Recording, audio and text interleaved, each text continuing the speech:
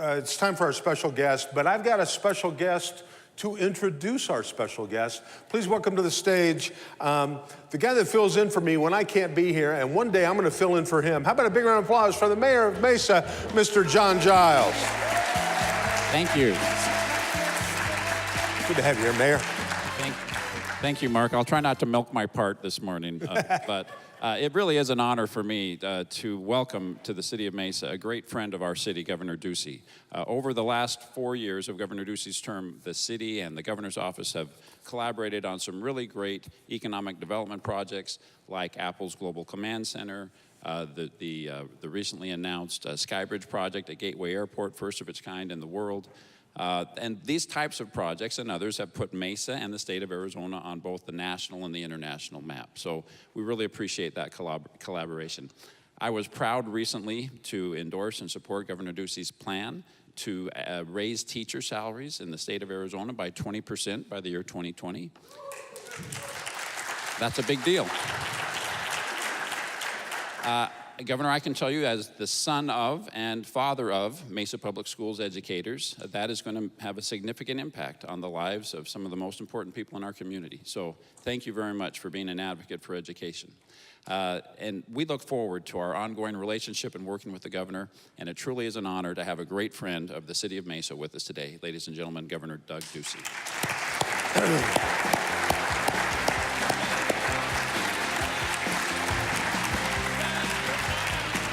Hi, Mark. Welcome, Governor. Good to see you here. I'm good. How are you? Good to have you here. Everyone. And wow, it's great to see you. I haven't seen you on the news very often. It's been a crazy couple weeks. Have you slept yet? Well, it's been a long time since I've done an all-nighter. I think I was with Dr. Crow last week from ASU, and I saw Bobby Robbins from U of A yesterday, and I said, you know, in college I was somewhat used to that, but it really takes it out of you. And it wasn't just me. I think the entire team on the 8th and 9th floor did a couple all-nighters over the last couple weeks. So it was a worthy work, though. It was a heavy lift.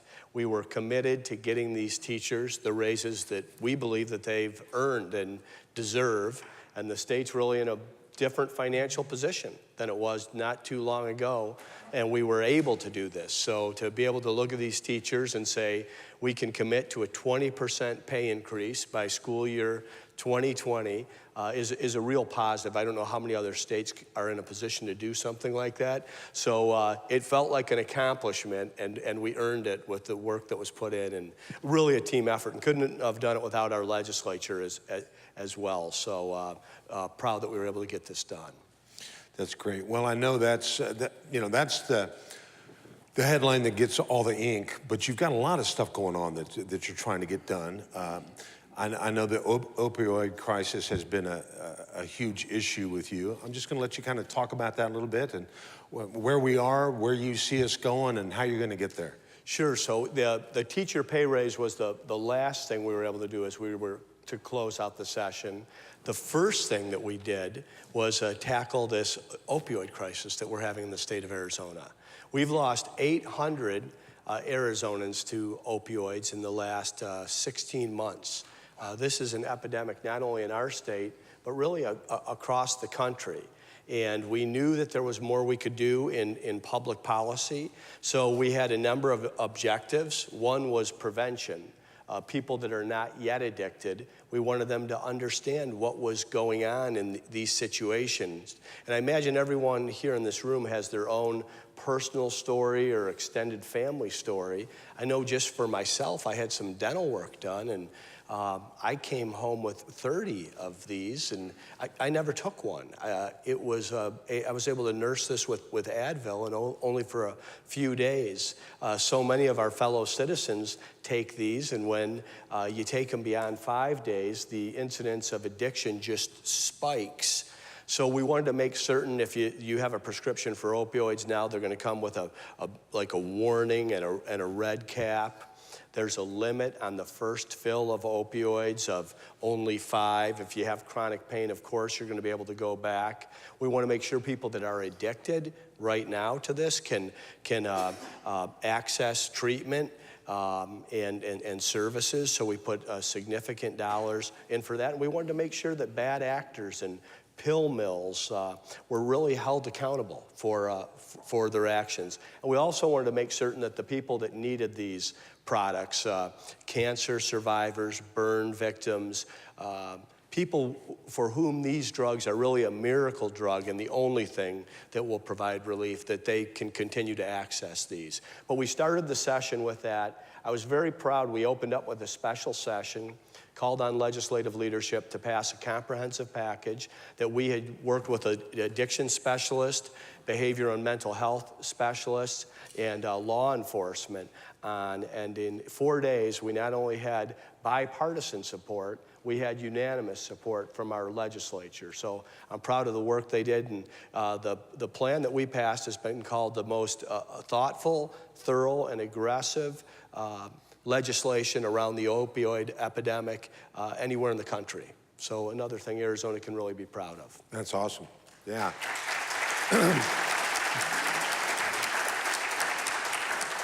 Well, I listen to an afternoon talk radio show that's based here in the Valley, and you know which one I'm talking about, and they're really up on the whole opioid thing all over the country, and they're always, not when you're on, but they're always singing the praises of what you guys are doing, so. They're not always singing our praises, but. Well, just on that topic.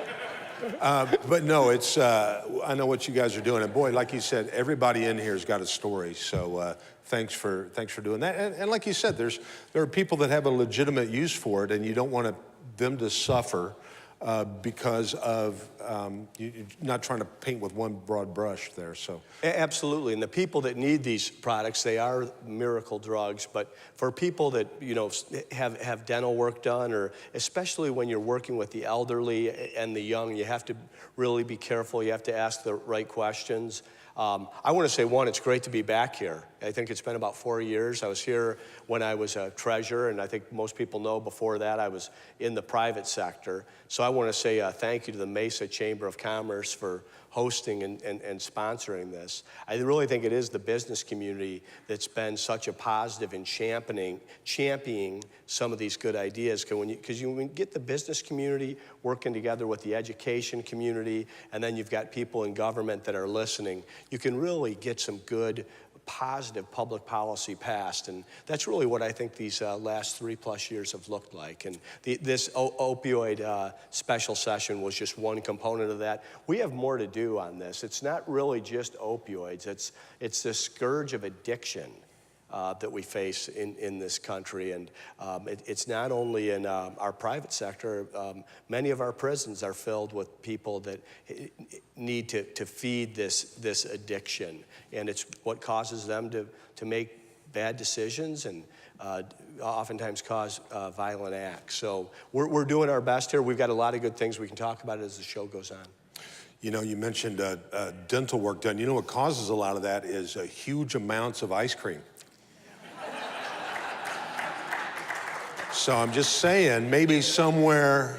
ice cream and proper dental hygiene are part of a... But ice cream in moderation is good for you. Yeah, exactly. And if you were going to eat a really good, high-quality ice cream, what would it be? I would suggest Cold Stone Creamery. Found it right here in the East Valley. Yeah, there you go. Well, speaking of which, I know you mentioned Dr. Crow. You're a proud ASU Sun Devil, right? Yes, I am. Well, and tell us, yeah, there we go. Go Devils. Yeah, I'm a very proud ASU Sun Devil, class of '86, studied finance there, but came out here from Toledo, Ohio. Didn't know one person, had never been to Arizona, and fell in love with it.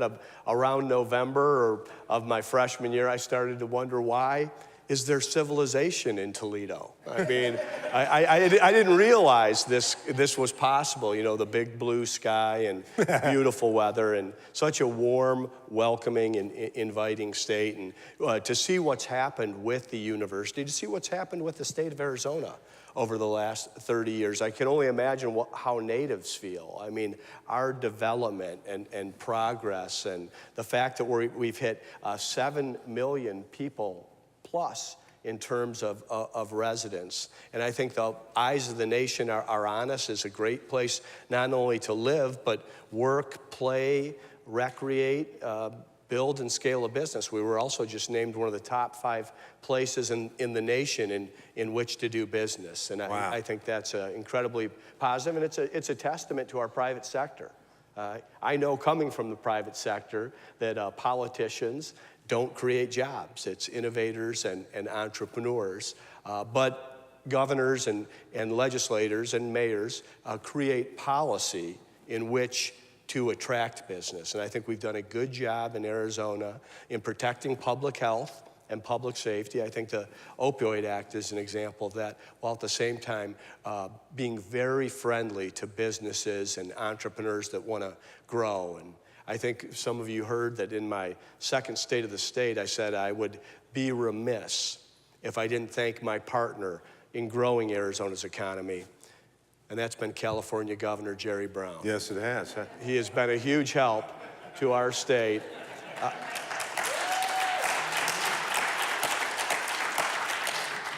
Yeah, that's he's kind of chasing them this way, isn't he? Yeah, we have a lot of Californians coming here, and I really do want to welcome them all, as long as they are not Dodger fans. I know. Well, I know you're a big sports fan. And by the way, you know who sat in that chair last month? Herm Edwards. Herm Edwards. I just saw Herm's interview on Channel 8 2 nights ago. I don't know if you saw that. He's a very impressive guy. He's a really impressive, really eloquent, charismatic. I think that high school kids are going to have a tough time saying no to Herm. That guy burns with a desire that's palpable. So, yeah, get him somehow involved in the government, man. That would be a... Well, I don't want to get him involved in the government. I want him to win football games and graduate kids. But I told him, I said, I also want to own the state of Arizona. I was a big fan of Todd Graham as well. I really like Coach Graham. I think the world of him. He's got our academics in football at the level of a Stanford. Winning record and beating U of A, and really talked about values inside the locker room. And I think Herm is going to be that same way. And but I really want to see us own the state of Arizona. I want to see our high school kids growing up here, especially in the Valley, dreaming of playing in Sun Devil Stadium. And I think that's important. The cringe you heard, we do have some U of A fans in the audience here. I said I was going to be governor of all the people, and I will be, except for the 3rd Saturday in November. Yeah, there you go. And I like the U of A fan. I mean, not every student can get accepted to ASU. That's right. That's right. I'm not even from here. I just like to stir the pot a little bit. I want to just say to our U of A friends, I was in Tucson yesterday, and your new president there, Bobby Robbins, is just phenomenal. He is an incredible individual, Stanford-trained medical doctor, very innovative, out-of-the-box thinker, and that's a tough job. U of A has had 5 presidents in the last 11 years. We really needed to find someone who could serve at a minimum a decade, and I think he's going to do a great job, and they love him down in southern Arizona. That's awesome.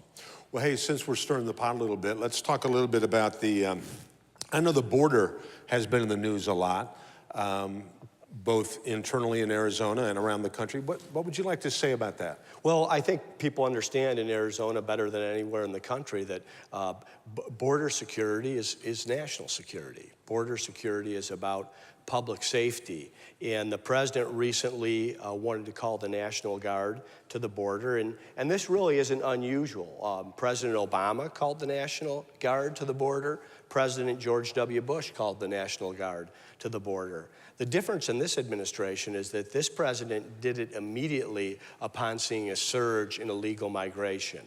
There was a 37% increase in illegal activity month over month, February to March. And there was a 203% surge in illegal activity year over year, March 2017 to March 2018. 203. 203%. Wow. So before those numbers even became public, Secretary of Homeland Security, Kirstjen Nielsen, called me and said the governor's going to be conducting a conference call with yourself, Governor Jerry Brown of California, Greg Abbott of Texas, and Susana Martinez of New Mexico, about having a surge of badges to the border, not to militarize the border, but to allow the border agents to be forward-facing.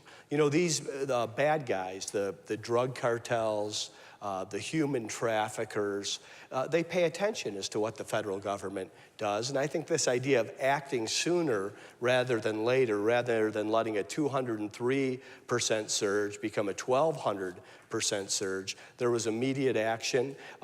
Today we have 503 National Guardsmen at our border. I really want to give a lot of credit to Secretary Nielsen. She not only came out here, she calls regularly. I just talked to her the day before yesterday.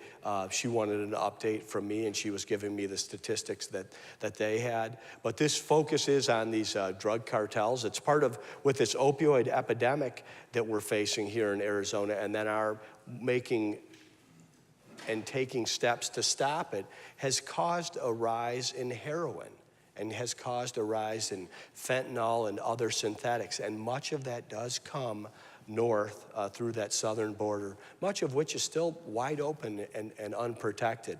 So this isn't the ultimate solution, but it is much better when we do have those boots on the border and these drug cartels are being told, not only are we there to stop it, but if you're caught, you will be prosecuted. So it's a positive. I think it's something that the rest of the country is beginning to understand a lot better. In Arizona, we've understood this for well over a decade. And if you go to Cochise County and you talk to these wonderful Arizonans, the ranchers down there, people like John Ladd and Sue Krentz and Scott Arena, they will tell you that things have improved dramatically since we put together what in our administration was called the Border Strike Force. And this was the Department of Public Safety, led by Frank Milstead, former chief of police here in Mesa, working with our county sheriffs and working with local law enforcement so that we can be supportive of public safety and stopping the cartels and the human traffickers. We didn't have a partnership with the border agents in the previous federal administration. That is dramatically different now. We're working directly, communicating directly, and all 4 border states have been supportive with their National Guard. So I don't know how long it's going to be, but I think the idea of it should be there as long as it takes to make sure that we've got it quieter down there and safer, because however we look in the border counties is how we're going to look in our urban areas. You know, I've never understood until you get down and see the border. That's why it's always kind of irked me that a bunch of bureaucrats sitting around a table in Washington, D.C. are talking about our border. That's like people in Phoenix talking about snow removal in D.C. We don't know anything about it. And it's, you know, so I think the fact that they're coming down here and looking at it and doing something about it, you know, good for them. If we don't have a border, we don't have a country. That's just my opinion. I really appreciated that Secretary Nielsen came out and wanted to see the border. It is frustrating when you're talking to people, oftentimes that you don't know back in Washington, D.C., which is how I felt with the previous administration. And coming from the private sector and selling ice cream, I hadn't spent a lot of time in Washington, D.C. I certainly had never been back to a presidential inauguration. As governor, you get an invite and you get a pretty good seat, too. And I went back for this inauguration a day early to search out then General John Kelly, who was the nominee for Homeland Security.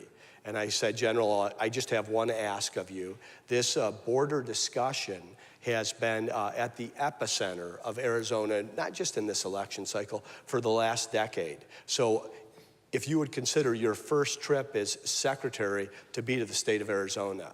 And sure enough, 3 weeks later, he was here, and we went down to Nogales.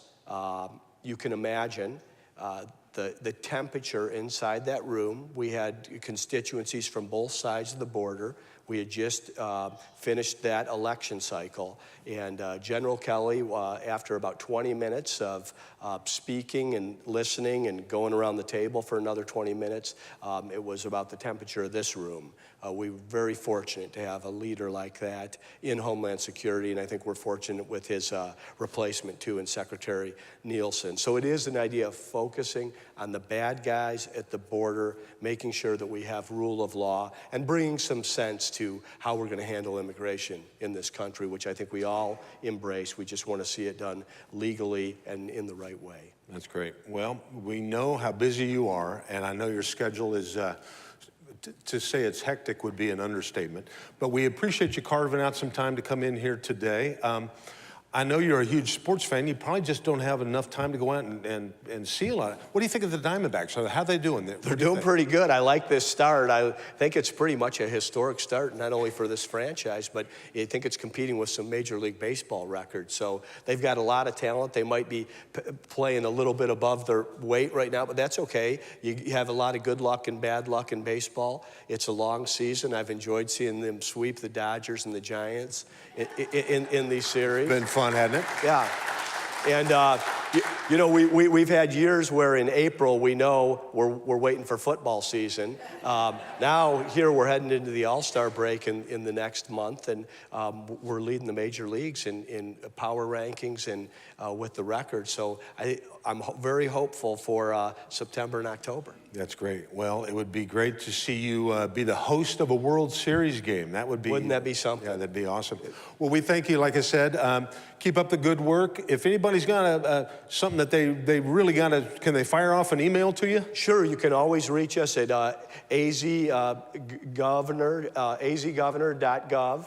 And we're responsive on social media as well, at Doug Ducey on Twitter, and we've got a Governor Doug Ducey Facebook page. And of course, we're out and about. I really enjoy doing this. Thank you so much for having me. I think there's no substitute getting out of the state capitol, getting in front of citizens, answering questions. We are proud of a lot of what we've done, but I think much of it has been informed by listening to our citizens and specifically to our teachers and principals and superintendents in this last session. So I'm thankful for where we are. We're lucky to live in such a wonderful, growing, prosperous state. It's a testament to the people that are here, the people that want to live here, and we want to continue moving good public policy and making sure we're taking care of public safety along the way. So thanks for having me. That's awesome. I'd also like to acknowledge Councilmember Thompson's here. Where's Councilmember Thompson? There he is, right there.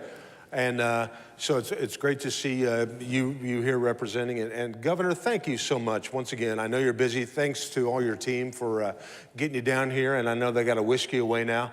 But you know, my chief of staff is Kirk Adams. I hear he lives in Mesa.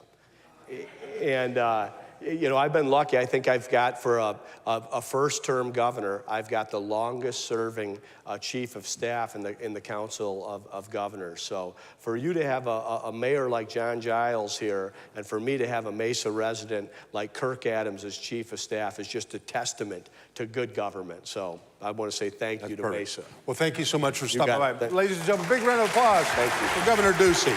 Thank you, sir. Great job, man. Thank you.